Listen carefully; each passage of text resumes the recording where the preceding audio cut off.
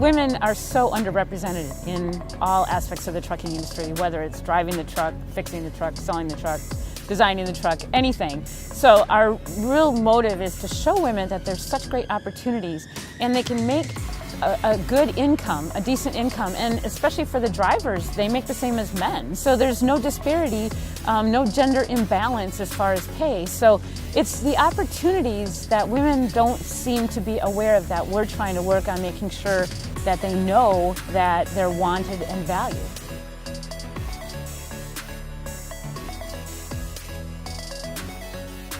If we're going to need, close to 1 million drivers through attrition, that means that the older generation's leaving. So we need more women, and we are seeing an upsurge of, not surge, but a few more women. We do the Women in Trucking Index. I think our efforts are showing improvement in the United States because of the things that we're doing to target both younger women and women who may not be aware of the trucking industry as a whole.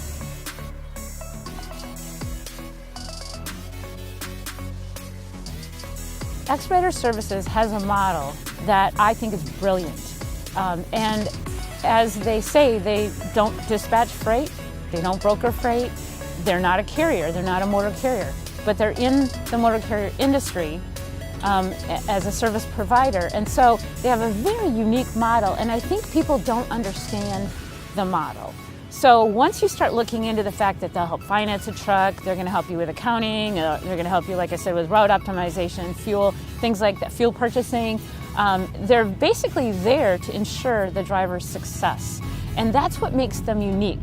A lot of carriers, they report to stockholders or they have, financial objectives. But with Expediter Services, it's in making the drivers successful, and they really do walk the walk.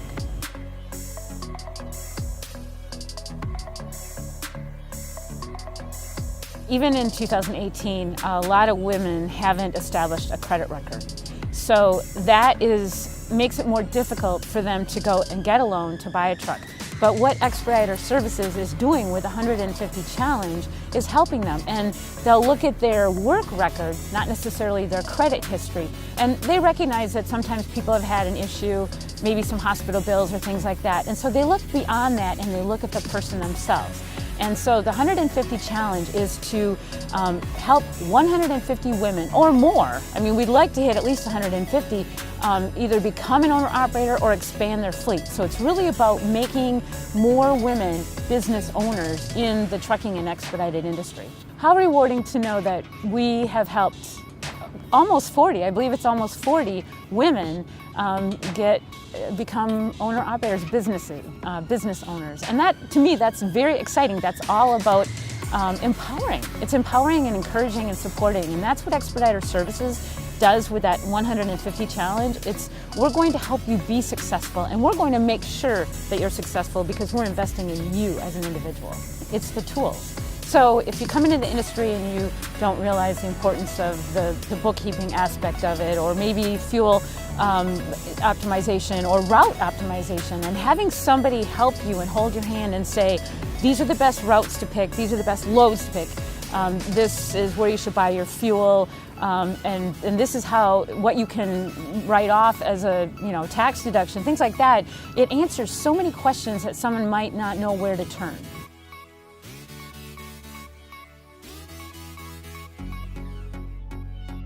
Oh, we have so many projects, but between truck cab design and ergonomics, doing ride-alongs, we just formed our first Canadian image team so that we can do ride-alongs up there. And then I'm so excited, and Expediter Services has helped with this as well, but we're coming out with a doll. And the doll is a truck driver doll, and her name is Claire, and I have a prototype, so Claire goes with me all over. If you follow Women in Trucking on Twitter, it's #Where'sClaire. No apostrophe. I learned that you don't put an apostrophe in there. But Claire has met the Federal Motor Carrier Safety Administrator. Recently she was in Canada. She'll be in Australia in a couple weeks. But Claire will bring attention to the fact that young girls can learn about careers in the trucking industry. So the first doll is a truck driver. But my goal is to have a series so that the next one might be a safety director or a technician or a business owner, so that it'll be the Women in Trucking doll series, and that's so young girls and young boys can see, hey, you know what? Maybe I can do this.